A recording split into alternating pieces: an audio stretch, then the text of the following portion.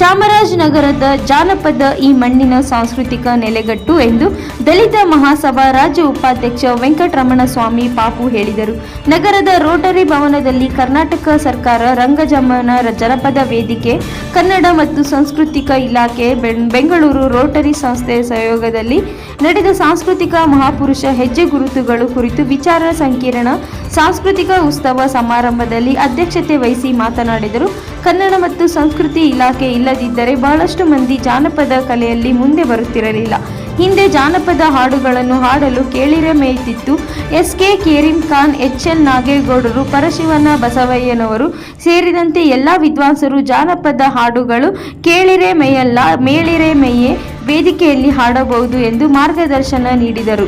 ಹಾಗಾಗಿ ಇಂದು ಜಾನಪದ ಸರ್ವವ್ಯಾಪಿಯಾಗಿ ಬೆಳೆದಿದೆ. ಕಲಾವಿದರು ಜಿಲ್ಲೆಗೆ ಗೌರವ ತಂದುಕೊಟ್ಟಿದ್ದಾರೆ ಎಂದರು. ಚಾಮರಾಜನಗರ ಶಾಪಗ್ರಸ್ತ ಜಿಲ್ಲೆಯಲ್ಲ ಸಾಹಿತಿ ಮಹದೇವ ಶಂಕನ್ಪುರ ಕಾರ್ಯಕ್ರಮ ಉದ್ಘಾಟಿಸಿ ಸಾಂಸ್ಕೃತಿಕ ಮಹಾಪುರುಷ ಹೆಜ್ಜೆ ಗುರುತುಗಳು ವಿಚಾರ ಕುರಿತು ಮಾತನಾಡಿ, ಚಾಮರಾಜನಗರ ಜಿಲ್ಲೆಯು ಶಾಪಗ್ರಸ್ತ ಜಿಲ್ಲೆಯಲ್ಲ, ಶಾಪ ವಿಮೋಚನ ಮಾಡುವ ಜಿಲ್ಲೆಯಾಗಿದೆ. ಜಿಲ್ಲೆಯ ಮಣ್ಣು ಇದು ಎಲ್ಲ ರೀತಿಯ ವಿಮೋಚನ ಮಾಡುವಂತಹ ಮಹಿಮಾ ಪುರುಷರು, ಪವಾಡ ಪುರುಷರು, ಸತ್ಸಂಗ ಪುರುಷರು, ಯೋಗಿಗಳು, ಸಿದ್ಧ ಪುರುಷರು ನಡೆದಾಡುವ ಈ ನೆಲದಲ್ಲಿ ಹೇಗೆ ಶಾಪಗ್ರಸ್ತವಾಗಲು ಸಾಧ್ಯ ಎಂದು ಪ್ರಶ್ನಿಸಿದರು. ಚಾಮರಾಜನಗರದ ನೆಲದ ಸ್ಪರ್ಶ ಮಾಡುವವರಿಗೆ ಶಾಪ ವಿಮೋಚನೆಯಾಗಿ ಒಳ್ಳೆಯದಾಗುವುದನ್ನು ನಾವು ನೋಡುತ್ತೇವೆ ಹೊರತು ಯಾವ ದೃಷ್ಟಿಯಲ್ಲಿಯೂ ಶಾಪಗ್ರಸ್ತ ಜಿಲ್ಲೆಯಲ್ಲ. ಈ ನೆಲದಲ್ಲಿ ವಾಲಾಡುವ ಎಲ್ಲರ ತಲೆಯ ಮೇಲೆ ಆಶೀರ್ವಾದ ಮಾಡುವ ಮಲೆಮಹದೇಶ್ವರ, ವೆಂಕಟಸ್ವಾಮಿ, ಚಪ್ಪಾಜಿ, ಸಿದ್ದಪ್ಪಾಜಿ, ಗೋಪಾಲಸ್ವಾಮಿ, ಬಿಳಿಗಿರಿ ರಂಗನಸ್ವಾಮಿ ಈ ರೀತಿ ಹಲವಾರು ಸಂತನನ್ನೊಳಗೊಂಡು ಎಲ್ಲರ ಪಾಪವನ್ನು ವಿಮೋಚನೆ ಮಾಡುವವರು ಜಿಲ್ಲೆಯಲ್ಲಿ ನೆಲೆಸಿದ್ದಾರೆ ಎಂದರು. ರೋಟರಿ ಅಧ್ಯಕ್ಷ ಅಬ್ದುಲ್ ಅಜೀದ್ ದೀನಾ, ನಗರಸಭಾ ಮಾಜಿ ಸದಸ್ಯ ಎಂ. ಮಹೇಶ್, ಚಿತ್ರನಟ ಉಮ್ಮತ್ತೂರ್ ಬಸವರಾಜು ಮಾತನಾಡಿ, ರಂಗಜಂಗಮ ಜನಪದ ವೇದಿಕೆ ಅಧ್ಯಕ್ಷ ಮಹೇಶ್ ಪ್ರಾಸ್ತಾವಿಕ ಭಾಷಣ ಮಾಡಿದರು. ಸನ್ಮಾನ ಜನಪದ ಅಕಾಡೆಮಿ ಪುರಸ್ಕೃತ ನಿಂಗಶೆಟ್ಟಿ, ತತ್ವಪದ ರಾಚಯ್ಯ, ಚಿತ್ರಕಲಾವಿದ ಮಂಗಲ ಹೊಸೂರು, ಮಧುಸೂದನ್, ಆಕಾಶವಾಣಿ ಕಲಾವಿದೆ ತೋಳಸಮ್ಮ ಅವರನ್ನು ಸನ್ಮಾನಿಸಲಾಯಿತು. ತಂಬೂರಿ ಪದ, ಸೋಬಾನೆ ಪದ, ಜನಪ್ರಿಯ ಗೀತೆಗಳು, ಜನಪದ ಹಾಡುಗಳು ಖುಷಿ ನೀಡಿತು. ಕಾರ್ಯಕ್ರಮದಲ್ಲಿ ನಾಗರಮೇಶ, ಮಹೇಂದ್ರ, ಪರಶಿವಮೂರ್ತಿ, ಸುಮಿತ್ರ, ನಿಂಗರಾಜಮ್ಮ, ರಾಜಶೇಖರ್, ಜಯಗುರು, ಮಹಾದೇವಸ್ವಾಮಿ, ಕಾವ್ಯ, ಸೌಂದರ್ಯ, ಪುಷ್ಪ, ಅಮೂಲ್ಯ, ದೀಕ್ಷಾ, ಸ್ಫೂರ್ತಿ, ಪ್ರೇರಣಾ ಇತರರು ಹಾಜರಿದ್ದರು. ವರದಿ ಹೊಮ್ಮ ನಂಜುಂಡ ನಾಯಕ, ಪ್ರಜಾಪವರ್ ಟಿವಿ, ಚಾಮರಾಜನಗರ.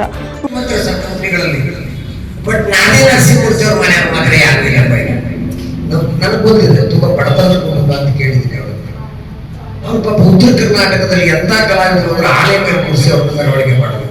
ನಾನು ಪೌರಾಣಿಕ ಕಲಾವಿದರು, ನಾನು ನನ್ನ ಸೇರಿ ಇನ್ಕ್ಲೂಡಿಂಗ್ ನಾನು ಪೌರಾಣಿಕ ಕಲಾವಿದನಾಗಿ ಯಾವ್ದಾದ್ರು ಒಂದು ಸ್ಟೇಜ್ ಅಲ್ಲೋ ಅಥವಾ ಒಂದು ರಂಗ ಶಾಪಗ್ರಸ್ತ ಜಿಲ್ಲೆ ಅಂತ ಕರೀತಾರೆ. ನನಗೆ ಯಾವಾಗಲೂ ಇದು ಯಾವ ರೀತಿ ಈ ಒಂದು ಮಾತು ಅಥವಾ ಈ ತರದ ಒಂದು ನಂಬಿಕೆ ಯಾರಿಂದ ಬಂತು, ಯಾಕೆ ಬಂತು, ಇದು ನಿಜನ ಅಥವಾ ಯಾಕೆ ಕರೆದ್ರು ಅಂತ ನಾನು ಯೋಚನೆ ಮಾಡುವಾಗ ಇದು ನಿಜವಾಗ್ಲೂ ಶಾಪಗ್ರಸ್ತ ಜಿಲ್ಲೆಯಲ್ಲ, ಶಾಪ ವಿಮೋಚನೆ ಮಾಡುವಂತಹ ಒಂದು ಜಿಲ್ಲೆ ಮತ್ತು ಶಾಪ ವಿಮೋಚನೆಯ ಸ್ಥಳ ಇದು. ಈ ನಮ್ಮ ಚಾಮರಾಜನಗರದ ಮಣ್ಣು, ಚಾಮರಾಜನಗರದ ಒಂದು ನೆಲ ಇದೆಯಲ್ಲ, ಇದು ಎಲ್ಲಾ ರೀತಿಯ ವಿಮೋಚನೆಗಳನ್ನ ಮಾಡುವಂತಹ ಮಹಿಮಾ ಪುರುಷರು, ಪವಾಡ ಪುರುಷರು, ಸತ್ಪುರುಷರು, ಮಹಾತ್ಮರು, ಸಂತರು, ಯೋಗಿಗಳು, ಸಿದ್ಧ ಪುರುಷರು ಇಲ್ಲಿ ನೆರೆದಾಡಿರ್ತಕ್ಕಂಥ ಒಂದು ನೆಲ ನಮ್ಮ ಜಿಲ್ಲೆ.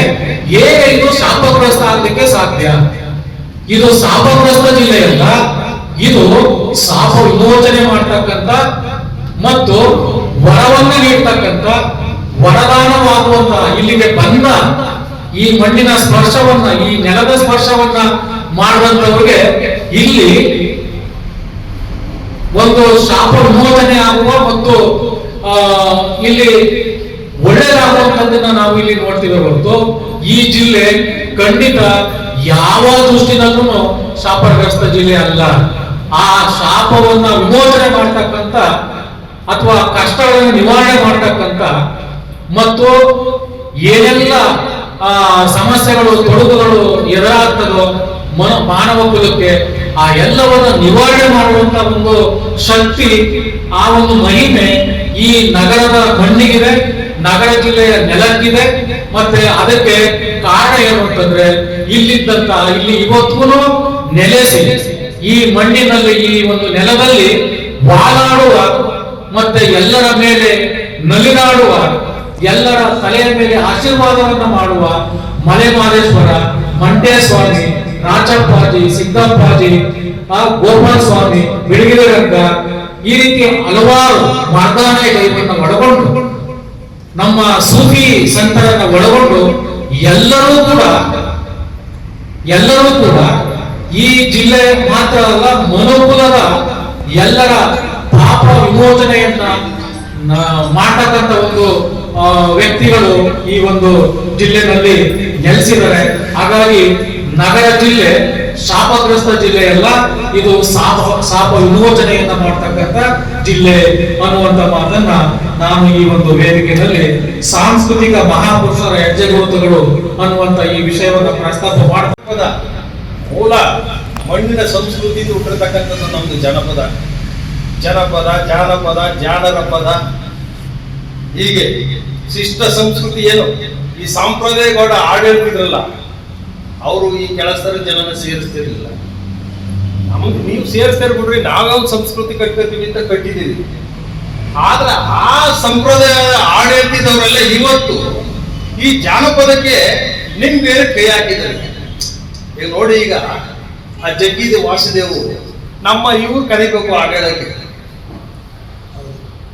ಶಿವರಾತ್ರಿ ದಿನಕ್ಕೆ ಈ ಸಂಪ್ರದಾಯದ ಆಡಳಿತದಲ್ಲ ಅವ್ರು ಕರೆದು ಆಡಿಸ್ತಾರೆ. ಅಂದ್ರೆ ನೀವು ಆಡೋ ಹಾಡುಗಳನ್ನ ಅವರು ಹೈಜಾಕ್ ಮಾಡ್ಕೊಂಡ್ಬಿಟ್ಟಿದ್ದಾರೆ. ಈಗ ನಿಮ್ ಫೀಲ್ಡ್ ಕೈ ಹಾಕ್ಬಿಟ್ಟಿದ್ದಾರೆ, ಅದ್ರ ಬಗ್ಗೆ ಬಹಳ ಹುಷಾರಾಗಿರ್ಬೇಕು.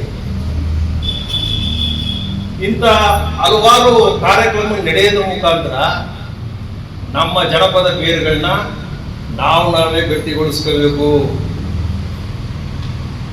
ಆದ್ರಿಂದ ಈ ಕನ್ನಡ ಸಂಸ್ಕೃತಿಗೆ ಇಲಾಖೆ ಮೊದಲನೇ ಮಂತ್ರಿ ನಮ್ಮ ಎಚ್ ವಿಶ್ವನಾಥ್.